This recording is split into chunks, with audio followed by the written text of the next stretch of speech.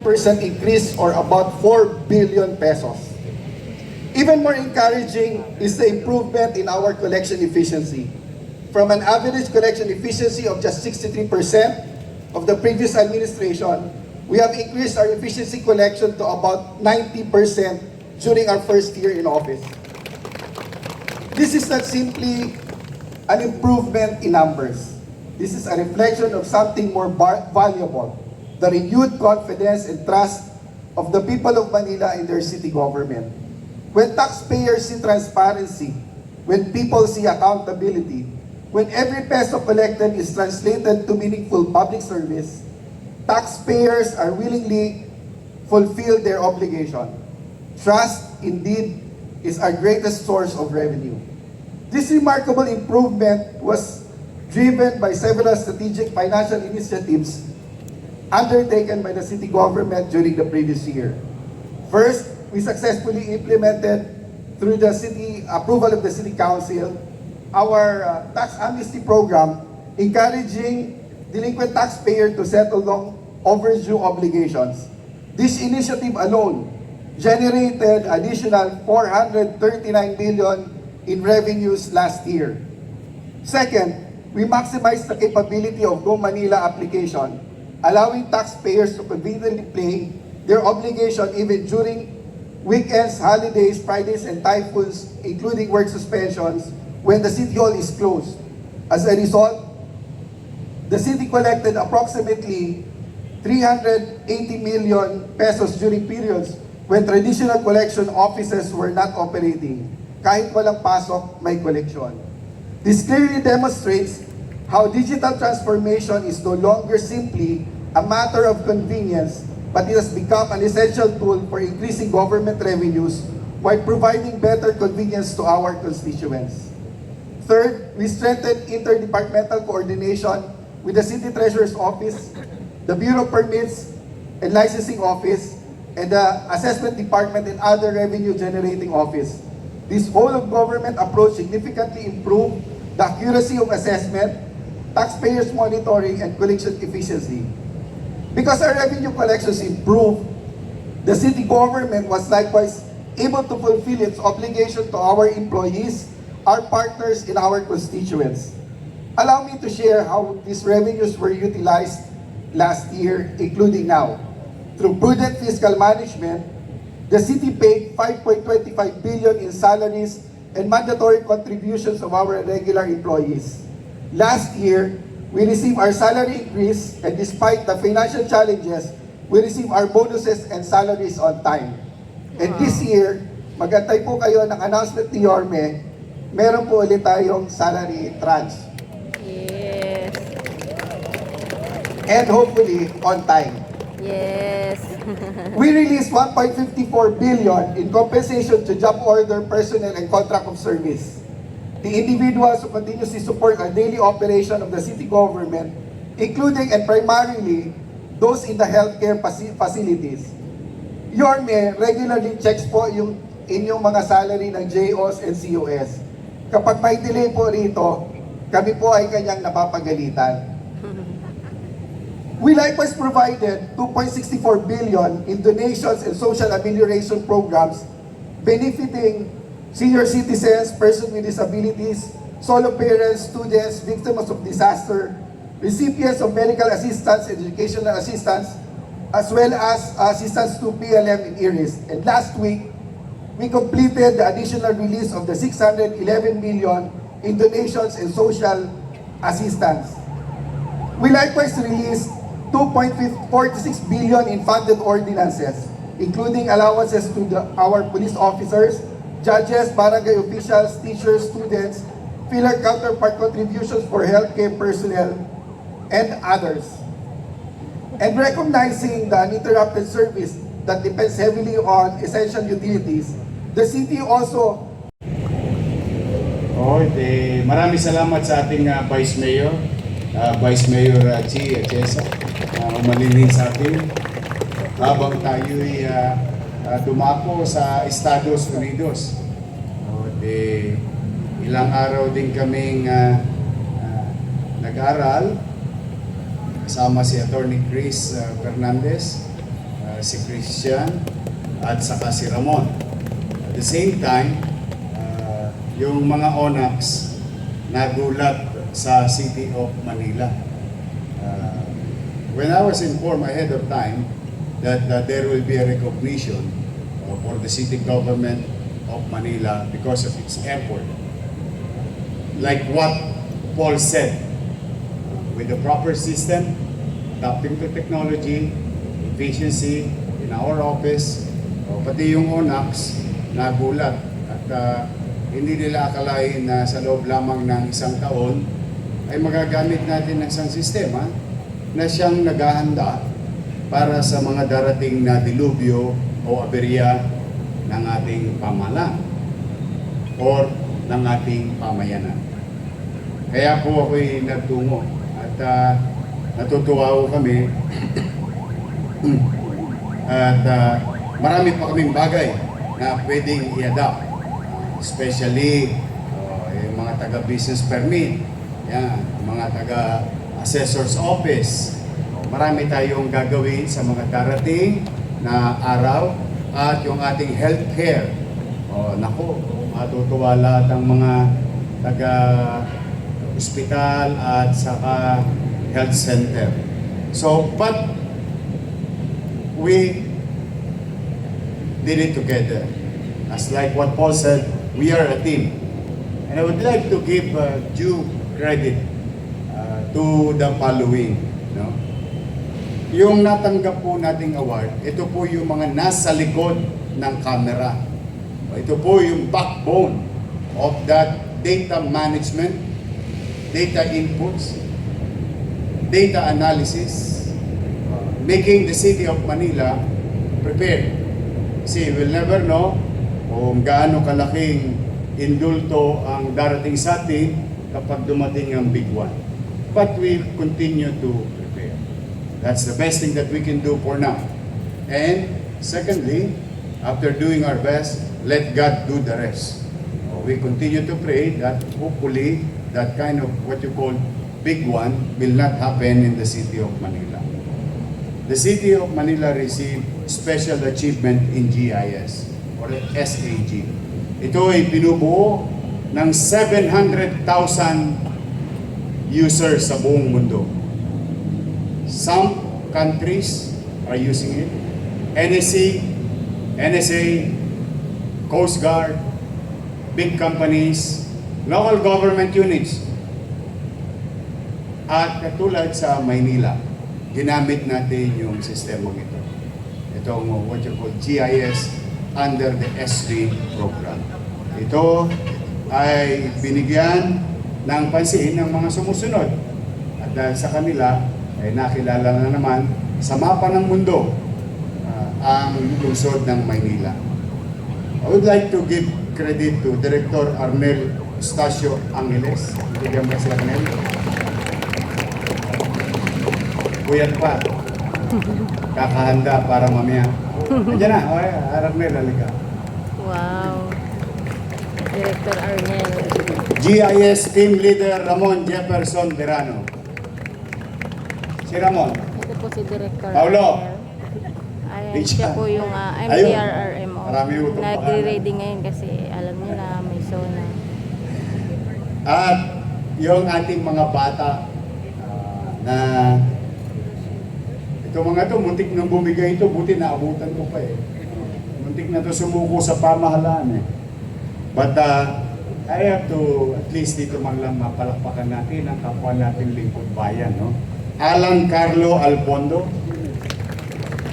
Nika May Ang, akit kayo dito, Rochelle Ann Margaha, Nelly Balmonte, Wow. Carl Jalong, Gerald Lerios, Lito Panganiban, Nicole Alingod, Christine Joan Aguas, Hannah Villar, Denise Salazar, Cyrus Mendoza, Rayleigh Malgapo, Marvin Mauhay, Lara Del Rosario, Mark Joseph Gloria, Charles Dexter Amat. May tama ka ba? Amat sir. Yan. Puro bata pa. Sila now, tomorrow, next month, next year, and for the next generations of leaders of Manila will be fully equipped, having a good data so that we can spend taxpayers' money efficiently addressing social perennial problem, recurring problem, or existing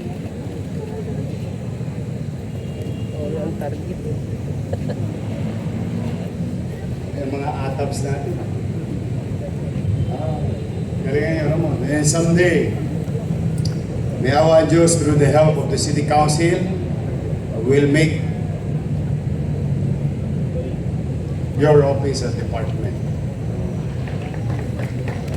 Pag nakaluwag-luwag tayo, hindi na siya bureau under the office of the mayor, the ADP. We can make it as a department. So again, thank you very much. Keep it up, and God bless you all.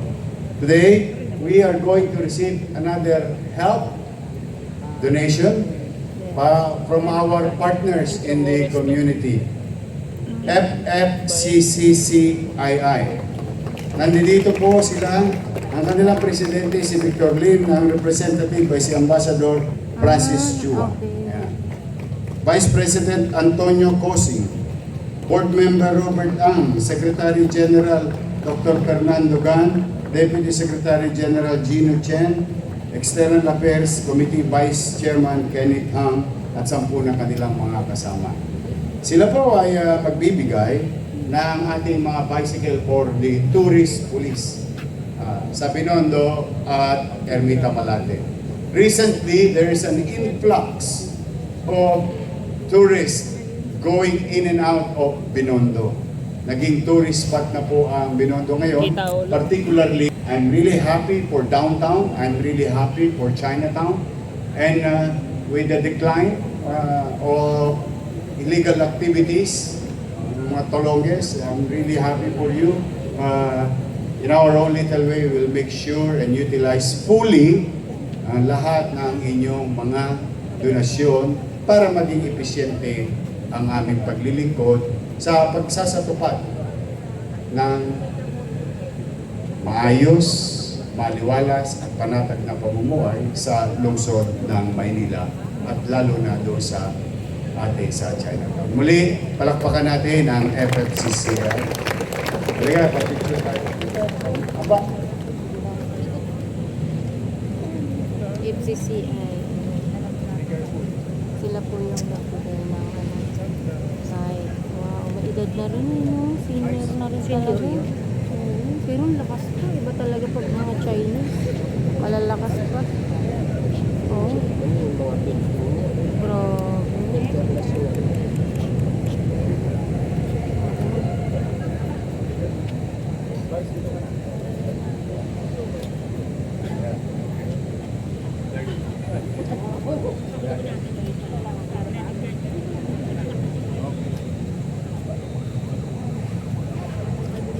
Si General naman. Ayun si... Ayo, sila kailangan. General Juan Santiago. Santiago. Kaya hindi naman lang. Lalakto, ano? Ayan kay...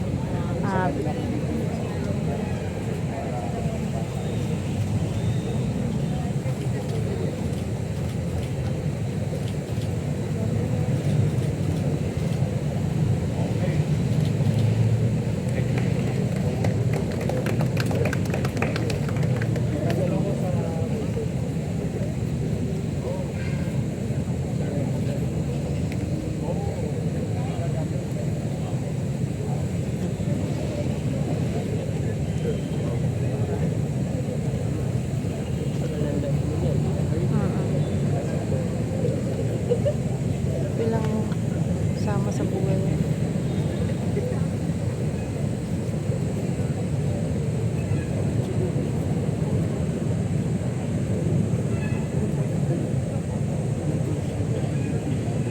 Si Ambassador Francis Chua also is a member of the Board of Regent ng ating Universidad de Manila. Sana bumagsak na yung ulan. mapasa pa kayo na dumami pa kayo. Yes. But again, palakpakan natin. They've been with us since day one.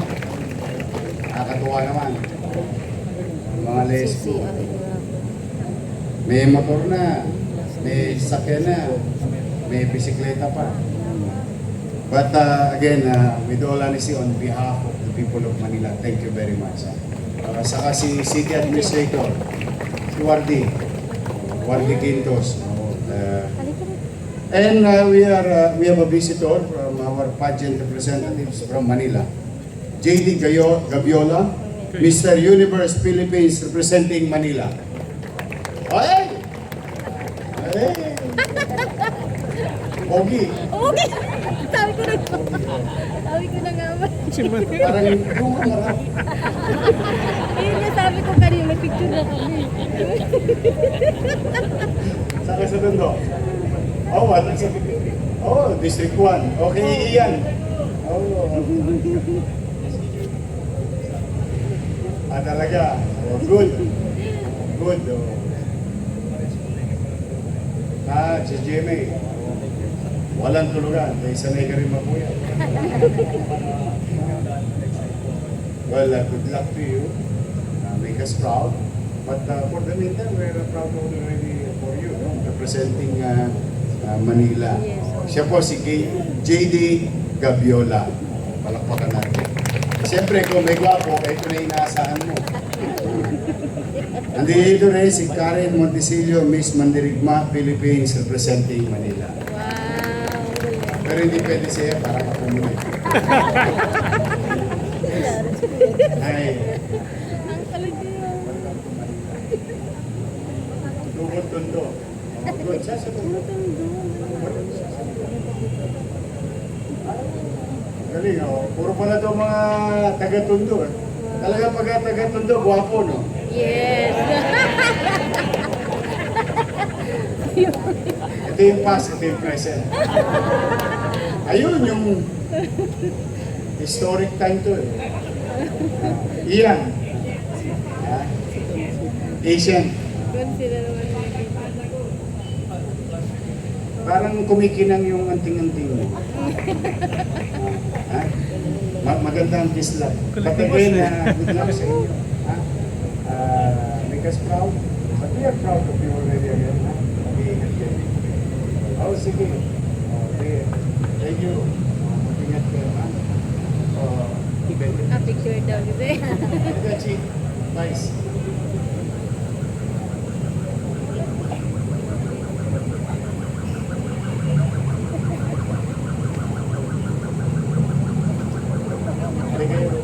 Wala siyang wala siyang may kasama. Dapat may kasama. Okay. Oh, cut first. Okay. Thank you.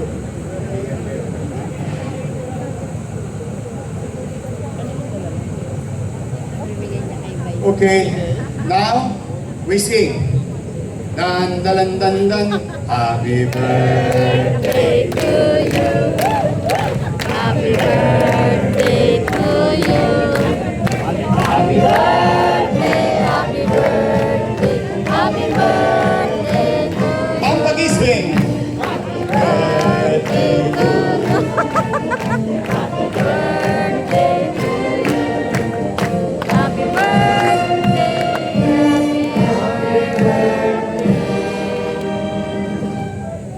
Happy birthday. Alam niyo, Iyaya po kayo ni Vice Mayor.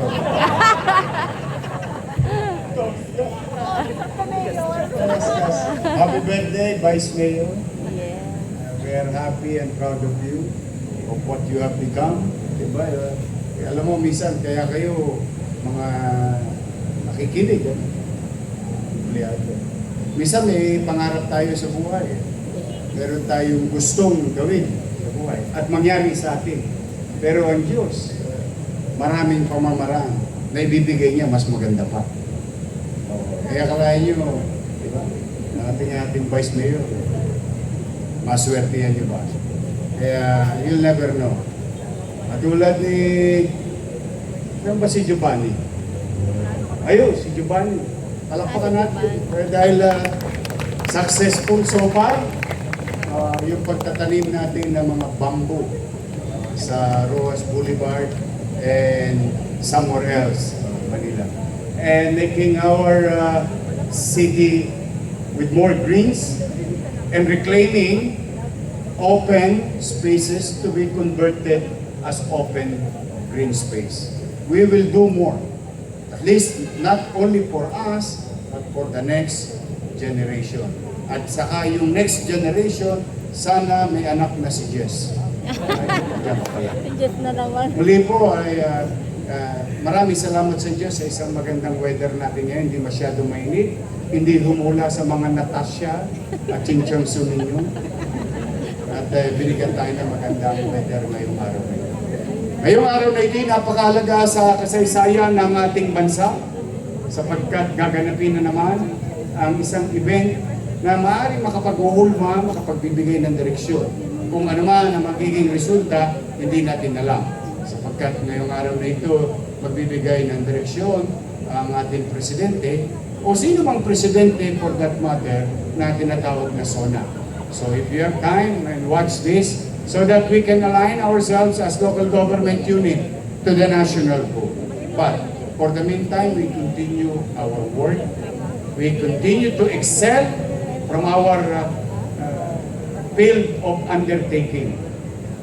At galingan po ninyo because